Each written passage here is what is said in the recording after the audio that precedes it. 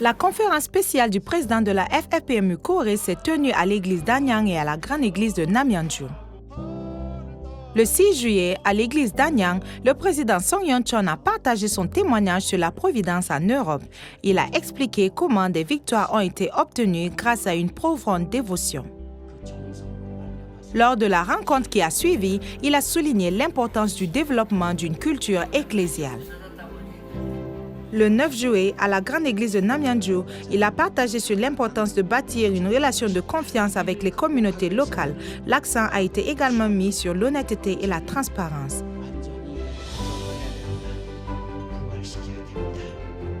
신뢰는 한 번의 행사로 회복되지 않습니다. 작은 약속을 지키고 또 맡겨진 재정을 정직하게 관리할 때, 그리고 사람을 공정하게 세우고 현장의 아픔에 실제로 응답하게 될 때 신뢰는 다시 쌓이게 되는 것입니다. Les membres ont réaffirmé leur engagement à vivre les paroles des vrais parents au quotidien et à marcher ensemble dans l'unité.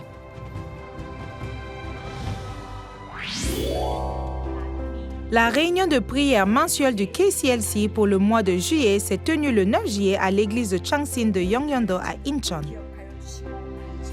Le président de l'association, Hong Yun-chong, a souligné l'importance d'unir les prières de dévotion des responsables religieux afin d'étendre la force de la paix. Les participants ont renouvelé leur engagement à promouvoir la compréhension mutuelle et la coopération entre les religions en faveur de la paix dans le monde.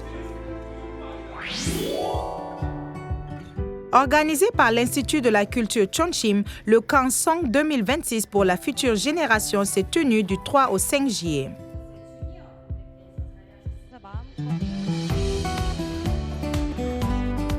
Avec pour objectif de découvrir des jeunes talents artistiques, ce camp a favorisé un environnement propice à la création. Dans son discours d'ouverture, le directeur Choi Young-sok a exprimé le souhait que cette rencontre allume dans le cœur des participants l'inspiration artistique et la flamme de la foi. Repartis en groupe de seniors et juniors, les participants ont poursuivi une formation musicale de base pendant 3 jours. Ils ont ensuite créé des compositions en équipe avant de présenter leurs œuvres lors de la séance finale.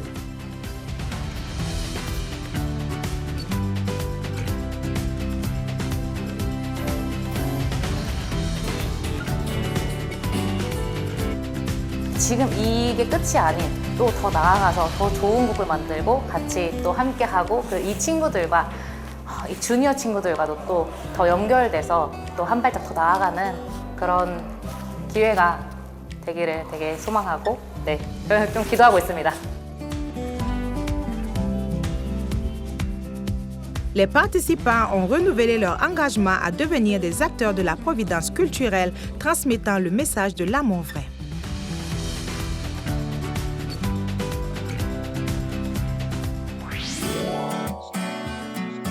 La 7e session du camp Hyojong de 16 semaines pour le bonheur familial, organisée par le Centre Chombo à l'intention des familles bénies anglophones, s'est tenue en ligne le 7 juillet.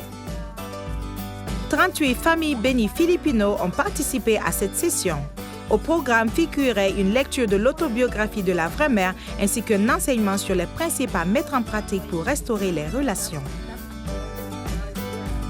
Les participants ont renouvelé leur engagement à mettre en pratique l'amour vrai et à œuvrer pour le bonheur de la famille.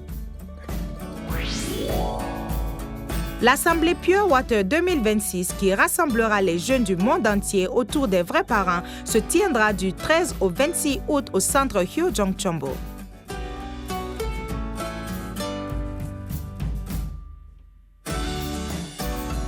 Cet événement pour les jeunes de 18 à 39 ans comprendra un pèlerinage sur les lieux saints, le Champumoron, des veillées de prière ainsi qu'un festival culturel.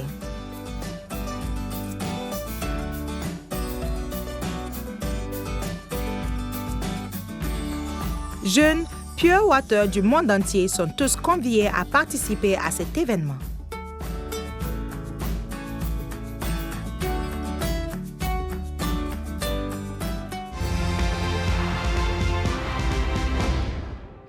L'Église de Seattle et l'Association évangélique coréenne de Tacoma ont organisé un camp Tongil du 25 au 28 juin à Tacoma.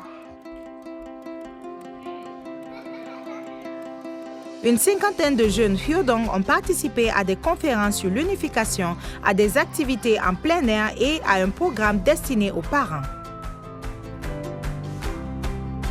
Lors de la cérémonie de clôture, les participants ont partagé leurs impressions et se sont promis d'autres rencontres.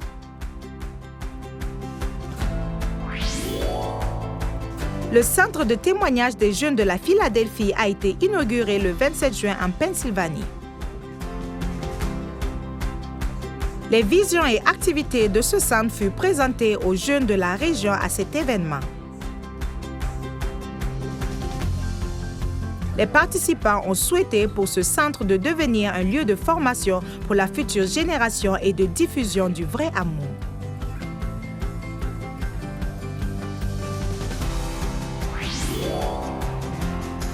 Le Festival de la famille 2026 organisé par l'Église de Toronto s'est tenu les 27 et 28 juin au jardin de Clearstone.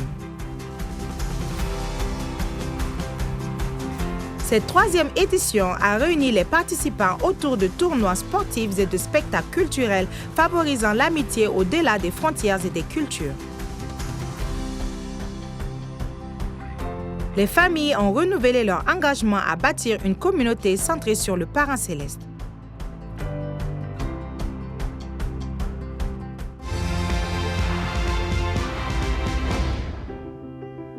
Le culte national des Philippines s'est tenu le 5 juillet au siège national et en ligne, réunissant plus de 1100 participants.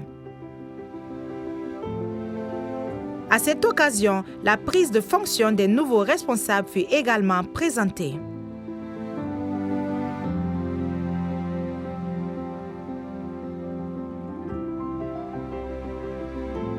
Les membres ont renouvelé leur engagement à faire progresser avec détermination la providence du Parent céleste.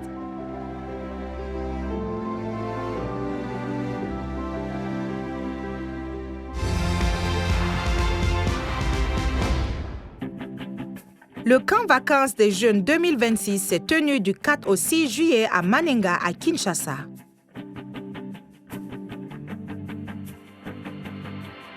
Le vice-président national, révérend Joseph Pumso, a souligné que le Hyojong constitue le fondement de la relation avec le Parent céleste. Les participants ont renouvelé leur engagement à grandir comme acteurs de la providence céleste.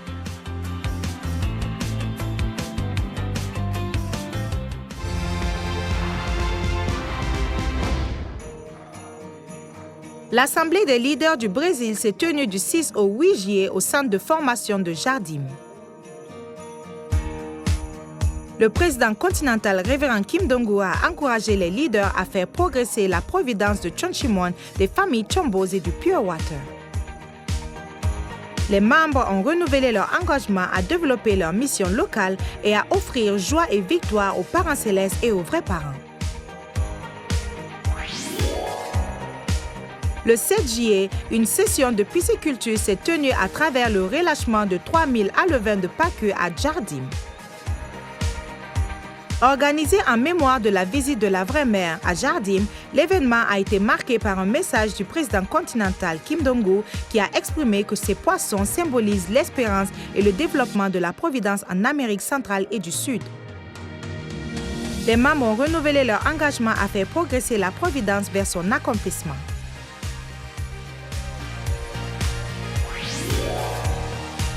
Le séminaire Hyojong Chombo pour l'héritage de la fortune céleste s'est tenu le 5 juillet à Montevideo en présentiel et en ligne.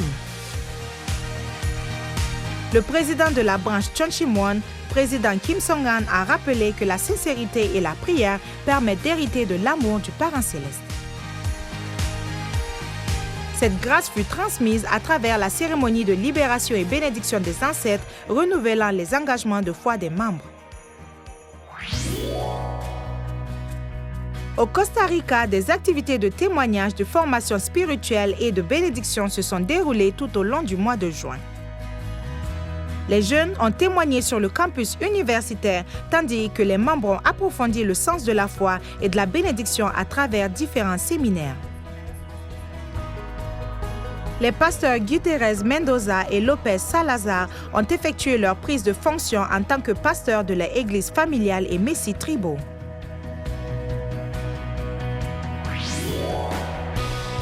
La jeunesse du Brésil a organisé le 2 juillet la présentation de fin de semestre du projet d'éducation au caractère intitulé « Jeunes porteurs de vision ». Commencé au mois de mars, les élèves ont exploré différentes valeurs humaines ainsi que des solutions pour résoudre des conflits en s'exprimant à travers le théâtre et la musique.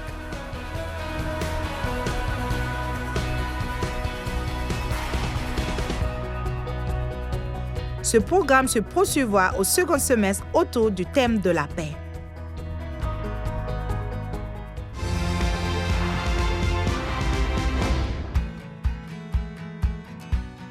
La célébration du 60e anniversaire de la FFPMU France s'est tenue les 11 et 12 juillet au centre de Chamarande. Des membres venus de toute la France et des pays voisins, ainsi que responsables interreligieux, ont célébré 60 ans de mission partagée et un temps de rassemblement de fraternité. À travers des spectacles sur le thème de l'harmonie mondiale, les participants ont réaffirmé l'importance de la famille et de la coopération entre les religions. La Sainte Communauté de l'Albanie a organisé le festival Pure Water 2026 du 5 au 7 juillet à l'ambassade de la paix de Tirana. À cette occasion, le leader national révérend Mangsola Basmati a présenté la signification du Pure Water et encouragé les jeunes à préserver ses valeurs. Les jeunes se sont engagés à vivre l'amour du parent céleste et des vrais parents.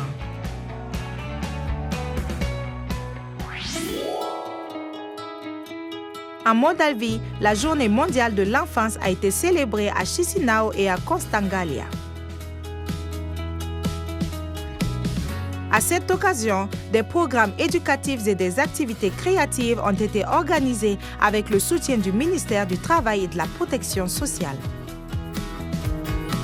Lors du 3e Festival des familles bénies à Bissawa, une cérémonie de bénédiction a également eu lieu, encourageant les couples à vivre selon l'amour véritable. À Moscou, le séminaire High Noon s'est déroulé du 6 au 9 juillet à l'ambassade de la paix. Organisé dans le cadre du programme spirituel de 40 jours, il a rassemblé environ 400 participants. Les participants ont étudié la valeur de la sexualité et le sens de l'amour vrai, cherchant à mettre tout cela en pratique dans leur vie quotidienne.